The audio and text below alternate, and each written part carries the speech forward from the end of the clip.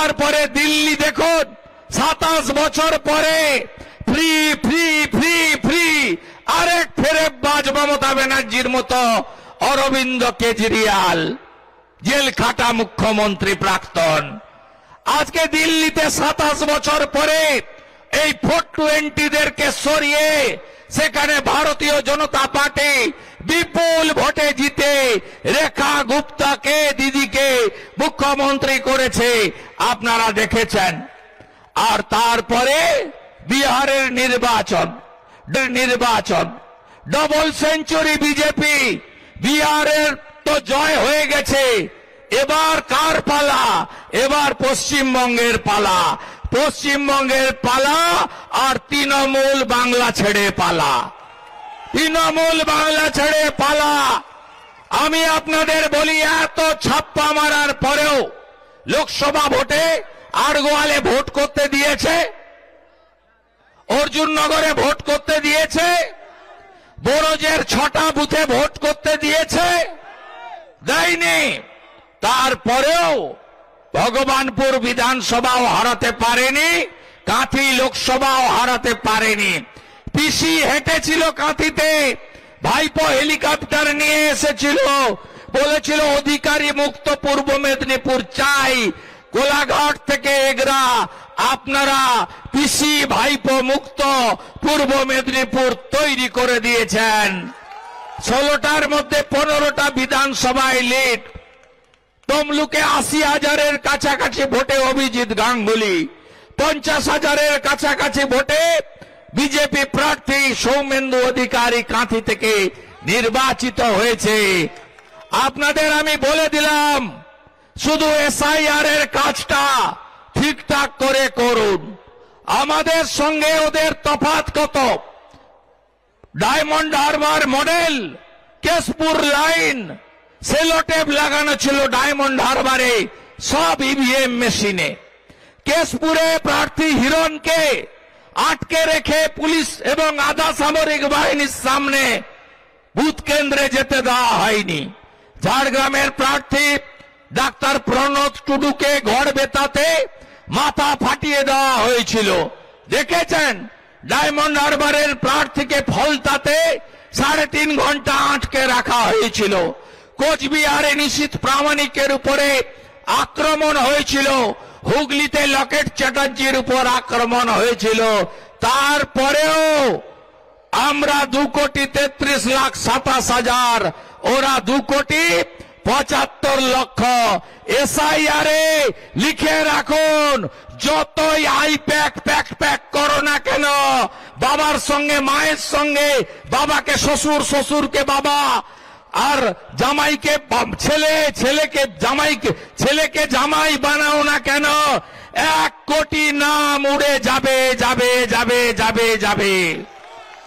কোন মৃত নাম থাকবে না, ফেক ভোটার থাকবে না, ডবল ট্রিপল এন্ট্রি থাকবে না। বাংলাদেশ থেকে যে হিন্দু এসেছে তারা অনুপ্রবেশকারী নয়, তারা শরণার্থী, তারা থাকবে। বাংলাদেশের মুসলমান আর রোহিঙ্গারা পালাবে। কার্বলিক অ্যাসিড ঢেলেছে ইলেকশন কমিশন গড়তে, পিল পিল করে পালাচ্ছে।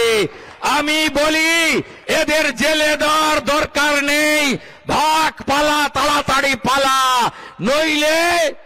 নইলে আসামে যা হয়েছে, ইউপি গুজরাট যা করেছে, এখানেও বিজেপি সরকার এলে এই অবৈধ অনুপ্রবেশকারীদের রাখবে না। তাই তাড়াতাড়ি পালাও। অনেকে বলছেন ছেড়ে দিচ্ছেন কেন? আমি বলছি ঠিক করছে। এরা এতদিন আমাদের রেশন খেয়েছে, ফুড জেহাদ। এরা এতদিন ভোট দিয়েছে মমতাকে, অর্থাৎ ভোট জেহাদ। এরা আমাদের ধর্মচারণের উপরে আক্রমণ করেছে, ধর্ম জেহাদ। আমাদের বোনকে, কন্যাকে তুলে নিয়ে গিয়ে লাভ জেহাদে পটিয়ে বিয়ে করে তার ধর্ম পরিবর্তন করিয়েছে, অর্থাৎ লাভ জেহাদ।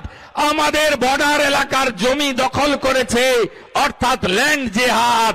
এদেরকে তাড়াতাড়ি ভাগাও, তাড়াতাড়ি ভাগাও। এরা ভারতীয় নয়। আমরা বলে রাখি, যারা মাঝে মাঝে কালো পতাকা নিয়ে মাদাখালীতে উৎপাত করেন, সেই ভারতীয় মুসলিমদের আপনারা ভোট দেন না আমরা জানি, আপনাদেরকে আমরা বিরোধী নই, সব ভারতীয় নাম ভোটার তালিকায় থাকবে, এ আমাদের ঘোষিত অবস্থান।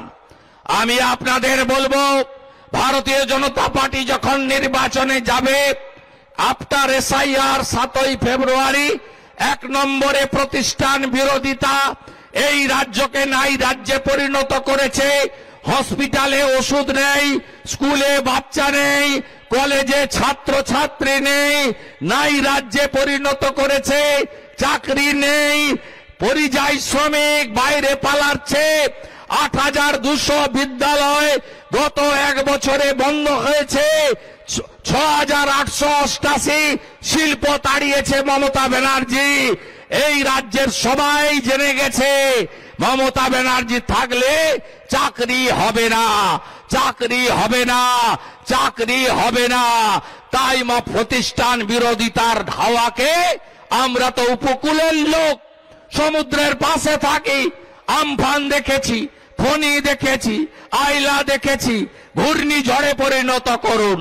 দ্বিতীয় হচ্ছে বৃহত্তর সনাতনী ঐক্য গড়ে তুলুন। রাষ্ট্রবাদীদের সঙ্গে নিয়ে জাতপাতের নামে, ভাষার নামে বিভক্ত না হয়ে সবাই ঐক্যবদ্ধ হন। বাঁচার লড়াই। মমতা ব্যানার্জি বলেন ধর্ম যার যার, উৎসব সবার। বিরোধী দলনেতা বলেন ধর্ম যার যার, রক্ষা করার দায়িত্ব তার তার। আর কত দেখতে হবে? মা কালীকে প্রিজন ভ্যানে তুলেছে মমতার পুলিশ। কাকদ্বীপে ক্ষমা করবেন হ্যাঁ কি না জানতে চাই। মহেশতলাতে তুলসী মঞ্চ বিধর্মীরা পুলিশের সামনে তুলে ফেলে দিয়েছে, ক্ষমা করবেন হ্যাঁ কি না জানতে চাই। ধুলিয়ান শামশেরগঞ্জে হিন্দু পলায়ন হয়েছে। হরগোবিন্দ দাস, চন্দন দাসকে পশু কাটার তরবারি দিয়ে খুন করেছে। আমি জানতে চাই ক্ষমা করবেন না করবেন না? করবেন না তো? তাহলে বদল আনতে হবে, ঐক্যবদ্ধ হতে হবে, এক হতে হবে। 100টা সনাতনী ভোট দিলে 99টা ভোট পদ্ম ফুলে ফেলতে হবে, যাতে কাকদ্বীপের ওই এসপি কোটেশ্বর রাওকে জেলে পুরতে পারি। আমার মা কালীকে পুলিশের ভ্যানে তোলার জন্য এই শপথ নিয়ে বাড়ি যেতে হবে আপনাদের। আমাদের ভিডিও ভালো লাগলে লাইক এবং শেয়ার করুন। কমেন্ট সেকশনে গিয়ে জানান আপনাদের মতামত। আরো ভিডিও পেতে আমাদের চ্যানেল সাবস্ক্রাইব করুন এবং প্রতি মুহূর্তে খবরের আপডেট পেতে প্রেস করুন বেল আইকন।